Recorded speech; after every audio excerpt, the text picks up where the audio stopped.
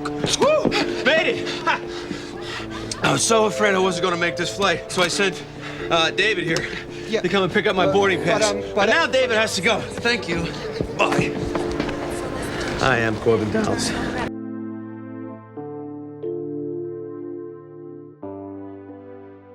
Nothing about this movie was normal, and that's exactly why it still stands out today. When The Fifth Element hit screens, it introduced audiences to a world of flying taxis, alien opera, and a storyline that refused to behave like anything else in cinema. But behind that chaos was a level of planning most viewers never notice. Now we're breaking down what was really going on behind the scenes. But before we do, here's the real debate. Did The Fifth Element deserve to be called a classic, or is it one of the most overhyped sci-fi films ever made? Let us know in the comments. Now join us as we uncover 21 facts about The Fifth Element that will completely change how you see it. Number 21. Luc Besson started writing it at 16. Most films spend a year in development before going into production. Some of the bigger ones take 2 or 3 years to get from idea to finished product. The Fifth Element spent 22 years going from the first words on paper to the opening credits in a cinema. Luc Besson started writing the story when he was 16, living in a remote area about 50 miles outside Paris, with very little in the way of entertainment or distraction. He said himself that when one is isolated, there are 3 choices: become an alcoholic, end one's life, or escape with one's pen. That gap also explains why the film feels so fully realized in its world building. The world had been building for more than 2 decades before anyone was asked to believe in it. But not everything in the movie was exactly as Luc wrote. How? Number 20. The original cast was completely different. Luc's initial vision for Corbin Dallas was Mel Gibson, who made frequent visits to Luc's house in Los Angeles during the development period, but eventually passed on the role. When Sylvester Stallone heard about the project through the industry grapevine, he approached Luc's team independently to express his interest, and Luc was reportedly annoyed, feeling Sylvester was not the right person for the film, regardless of his star power. Julia Roberts was at one point attached to play Leeloo, and before Chris Tucker ever entered the conversation, the role of Ruby Rhod was specifically written with Prince in mind, the actual musician. Luc Besson wanted the man who made Purple Rain to play the most flamboyant radio host in the 23rd century, which is a creative vision that deserves to be taken seriously, even if it never happened. The cast that made it to the screen was the second version of the film, assembled after financing issues put the original version on hold entirely. But rebuilding the movie was only part of the story, because the real surprise came when it was time to cast the lead. Number 19. Bruce Willis read the script in a hotel corridor. The story of how Bruce Willis actually got the role is one of the stranger casting stories in Hollywood history, and it started with Luc standing in a hotel hallway like someone waiting for test results. Luc Besson went to a hotel, handed Bruce Willis the script, and then waited in the corridor outside Bruce's room while the actor read it. Luc had believed he would have to settle for a cheaper leading man because his usual salary was beyond the film's budget. But Bruce told him that if he liked the script, they would figure something out. He took a significantly reduced upfront salary in exchange for a percentage of the film's profits. But not every casting decision came together that smoothly. Some of them almost didn't happen at all. Number 18. Milla Jovovich failed her first audition completely.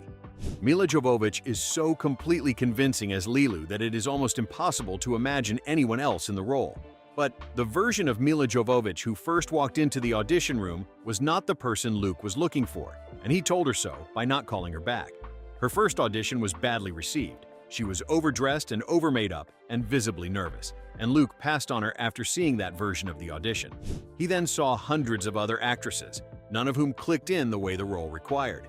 Several weeks later, he ran into Milla at a hotel swimming pool when she was not wearing any makeup at all, and something in that natural version of her convinced him to reconsider. The second audition was apparently unlike any they had ever been through. Lucy asked her to dance with no rhythm, to sing, and to speak in complete gibberish. She did it all without fully understanding why, and she got the role. However, it raises a bigger question. If defying the norms is what got her the role, what kind of boundaries were they about to shatter next? Number 17. The Diva's singing contains notes the human voice cannot make. The Diva dance sequence is one of the most memorable moments in the film, featuring the alien opera singer Diva, who performs a piece that shifts from classical opera to something completely inhuman. There is a reason for that last part. When composer Eric Serra showed soprano Milla, who provided the actual singing voice for the diva, the sheet music for the diva dance, she looked at certain sections of it and told him plainly that some of the notes were physically impossible for a human voice to produce. The range required in the faster, more frantic sections of the performance goes beyond what the human vocal instrument can achieve without electronic assistance. The solution was to record the human portions of the performance as a traditional live vocal recording, then create the impossible sections through digital manipulation in post-production. The final result is a seamless blend of what a real soprano can do and what no human throat could ever do without a computer's help, which is the perfect approach for a performance delivered by a character who is not human in the first place. But as polished as that final performance feels, the truth behind it is far less controlled, because what happened next nearly erased the entire moment from existence. So how did something this iconic come so close to being lost forever? Number 16. The diva scene almost never made it into the film. Even after the diva dance sequence was filmed and the negatives were safely on their way to the editing room, the whole thing nearly ceased to exist due to one of the most mundane and avoidable disasters in film production history. Luc Besson had kept the diva's appearance completely secret from the cast and crew, so their reactions when she entered the scene would be completely genuine and unposed. After filming was completed, associate producer John Amicherella was responsible for delivering the physical film negatives of the scene to Los Angeles. When those negatives arrived at LAX, they were placed on the tarmac during unloading, and a forklift drove directly over them. One of the most visually spectacular scenes in the film nearly became a permanently ruined piece of unusable celluloid because of a forklift at an airport. The team managed to salvage enough of the damaged negative to reconstruct the scene and produce what ended up in the finished film. That kind of behind-the-scenes chaos wasn't an isolated incident. It seeped into the experience of the people on screen too, which makes you wonder, what was it really like for the actors bringing this world to life? Number 15. Gary Oldman hated every second of being in this film. Gary Oldman plays Zorg with such committed energy that viewers assume he was having the time of his life in the role. He was not. Asked in 2014 whether he liked the film, Gary said simply that he could not bear it. He elaborated in a 2011 interview by explaining that he had taken the role as a favor to Luke, who had helped him raise financing for a separate film called Nil by Mouth that Oldman was trying to get made. He has since described the fact that the film became a massive cult classic, with universal affection as genuinely baffling to him. And when asked about it, he has generally responded with laughter rather than any attempt to understand it. To him, the film's success was a mystery he never quite solved, and that makes the next fact even more surprising. Number 14. How Chris Tucker walked into the movie. Luke originally wrote Ruby Rhod with Prince specifically in mind for the role, and the character in that early version of the script was reportedly quite different in energy and tone from what Tucker eventually brought to the role. When the film was put on hold due to financing issues and restarted with a new cast, Prince was no longer available or interested, and Chris came in and essentially rebuilt the character around his own specific comedic energy. But even that kind of reinvention wasn't the most creative risk this film took. Number 13. Luke invented an entire language for Leeloo. When Leeloo speaks in her native divine language early in the film, most audiences assume what they are hearing is standard movie alien babble with no actual structure. However, the divine language was invented by Luc Besson specifically for the film, with a vocabulary of approximately 400 words. Milla Jovovich refined and expanded the language alongside Luke during production. The two of them practiced by writing letters to each other in the divine language and having full-spoken conversations in it on set. By the time filming wrapped, they could genuinely communicate in a language that had not existed 3 years earlier. However, that connection didn't stop at the script. Number 12. Luke and Jovovich got married and then divorced during the film. The divine language letters and the on-set conversations were not the only thing developing between Luke and Jovovich during production. By the time The Fifth Element was released in 1997, Luc Besson and Milla Jovovich had married. Luke had divorced a previous partner to do so. The marriage lasted 2 years before they divorced in 1999. The movie that brought them together and the marriage it produced both ended within roughly the same period. But not every detail in the film came from something that intense. Some were rooted in something far more personal. Number 11. Corbin is a taxi driver because of Luke's father. The decision to make Corbin Dallas a taxi driver rather than a regular working person was personal. Luke Besson specifically made Corbin a taxi driver as a tribute to his own father, who had taken on cab driving as a second job to help support the family when Luke was growing up. But if that choice came from personal history, the next one came from pure creative ambition on a massive scale. Number 10. Jean-Paul Gaultier designed over 900 costumes.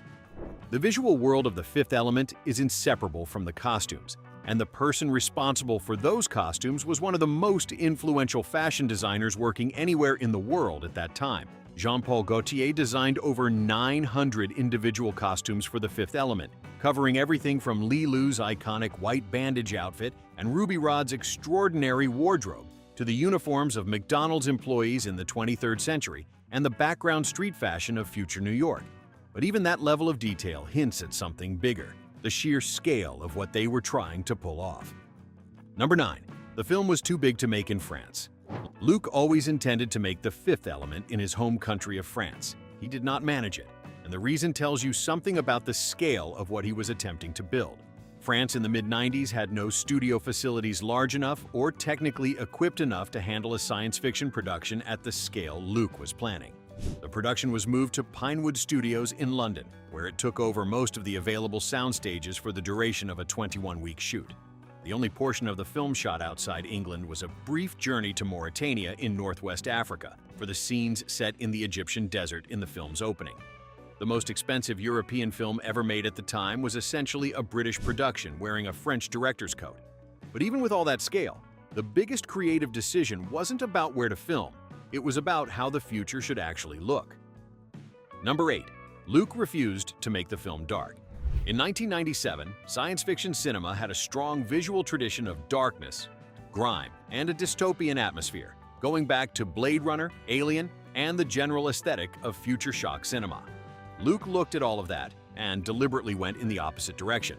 He demanded that most of the action sequences in the film take place in broad daylight, a decision that was directly motivated by his personal exhaustion with the dark spaceship corridors and dimly lit alien planets that dominated the genre he was working in. He wanted a future that was bright, colorful, and, as he described it, cheerfully crazy. But not every standout element of the film was carefully planned. Some of them happened by pure chance. Number 7. The Maiwen casting was a complete accident. The actress who plays the Diva Plava Laguna, lending her physical presence to the role while Milla provided the voice, was not the person Luc Besson originally planned to put in that costume. The original actress cast as the Diva simply never showed up for filming. Nobody has ever fully explained why. With the shooting schedule requiring a performer immediately, someone on set pointed out that Maiwen, who was married to Luke at the time and was present on set, could fill the role. She stepped in, put on the costume and makeup, and delivered a performance in a role she had not been rehearsing for, in a scene that Luke had kept entirely secret from the rest of the cast and crew, specifically to preserve genuine reactions. That spontaneity is a big part of why the moment feels so authentic on screen. So, what happens when that level of control slips, even slightly? Number 6. Zorg's limp keeps changing legs. Throughout the film, Zorg's limp switches back and forth between his right leg and his left leg multiple times, with no explanation or consistency across scenes. In the film's early sequences, the limp is clearly on one side. In later scenes, it is moved to the other. In still later scenes, it returns to the original leg. Given that Oldman has admitted he did not especially enjoy making the film, the wandering limp feels like a small monument to the chaos of a very large, complicated production. Number 5. The original script was hundreds of pages long. The final shooting script for The Fifth Element is a manageable length for a 2-hour science fiction action film. The script that existed before writer Robert Mark Kamen was brought in to help reshape it was something else entirely. The original screenplay ran to hundreds of pages and contained numerous characters, storylines, and subplots that were eventually cut from the finished film. So much material was eventually cut from the finished film that both Luke and Kamen seriously considered using the unused content as the basis for a sequel.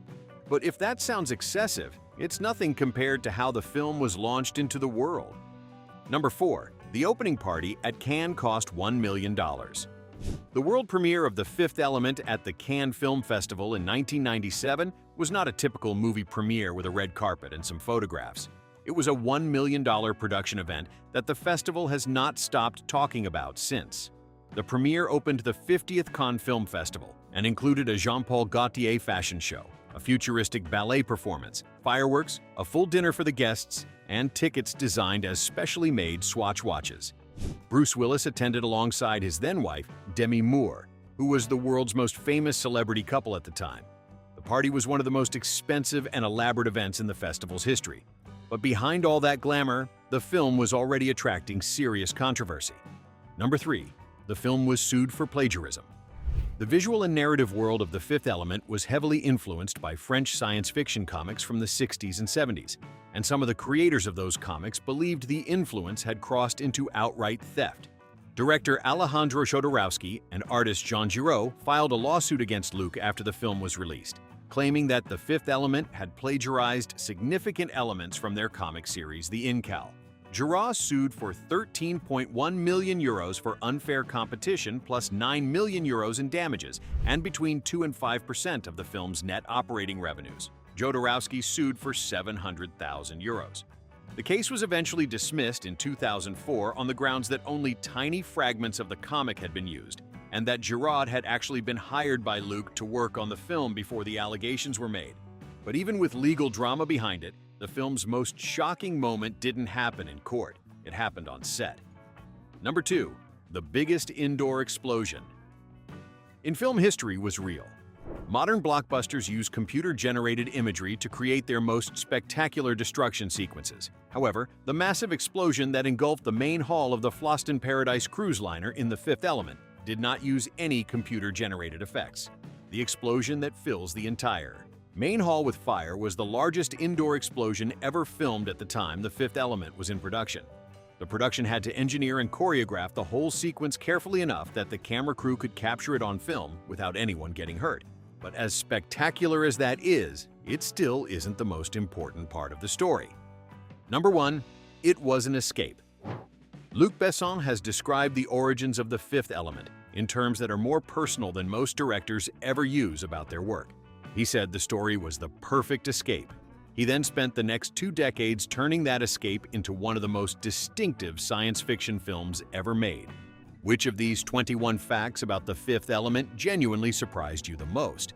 And if you could go back and watch any of the original casting choices, which version of the film would you most want to have seen? Share your thoughts with us in the comments section. Remember to like, share, and subscribe for more. Also, click the next video showing on your screen. You will enjoy it.